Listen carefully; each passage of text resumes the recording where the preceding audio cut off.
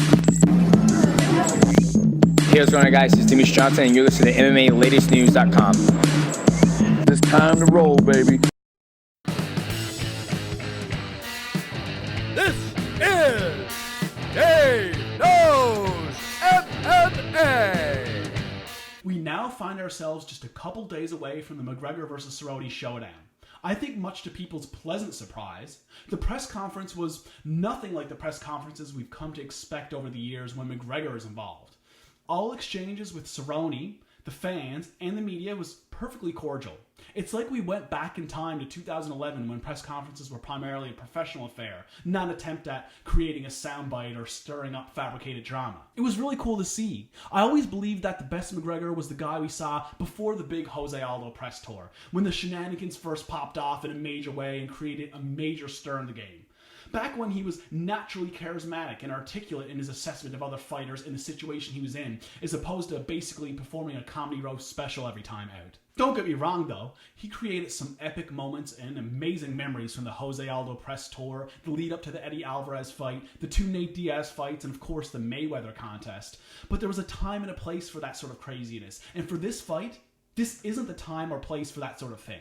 I'm just happy to see that McGregor recognized that and didn't feel the need to put on a performance outside of the cage. I truly believe that the need to always be on and entertain outside of competition was a burden for the Irishman. Just watching it as a spectator, those things became tiresome to take in, so I cannot imagine what it must have been like being the individual to carry out those actions. Much is being made about McGregor's seemingly very positive mental state this fight week, and I fully understand why. The individual we are dealing with this week is a different man than what we saw back in October of 2018. Not to be too dramatic, but even when McGregor made his way to the octagon when he fought Khabib and climbed into the cage doing the old Billy strut, his body language just straight up told me that his confidence simply wasn't there. Confidence is not something you can fake and get away with, and it was clear that on that night, McGregor didn't have it. After that fight, I found myself wondering if McGregor had hit his peak, and if it's even possible to get back to the prime he was once riding on the come-up. But for this fight, when I watch the interviews, the press conferences, and the embeddeds, I'm starting to become quite optimistic that a prime Conor McGregor may not be lost after all. I don't want to get ahead of myself, but all indications are that it's a very real possibility that he goes out there on Saturday night and puts on a performance that completely reinstates the fans' confidence in him as a mixed martial artist. But look at me here, Conor this and Conor that. I'm as guilty as anyone for failing to mention that McGregor isn't exactly being served a layup here.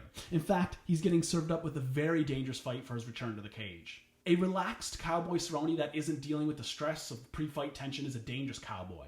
I understand where odds makers are coming from favoring Conor to win this fight. Stylistically, I do believe this fight favors McGregor.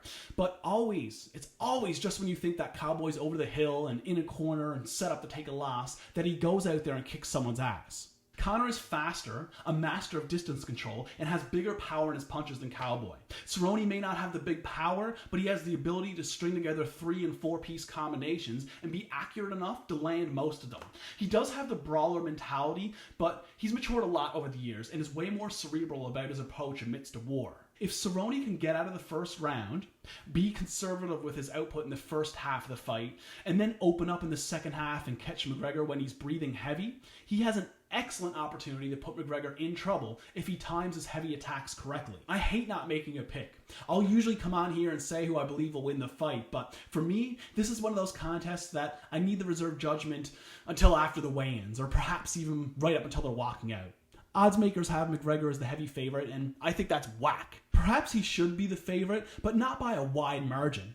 But whatever the hell happens, I'm not going to get too caught up in who wins and who loses. In an era where fake personas, bullshit Twitter posts from fighters, and pro wrestling antics are being shoved down our throats, the biggest superstar in this sport is coming back down to earth and treating this fight and treating this sport the way it should be, like they used to in the good old days. It's just a good old-fashioned cage fight between two elite competitors. No need for any of the other nonsense.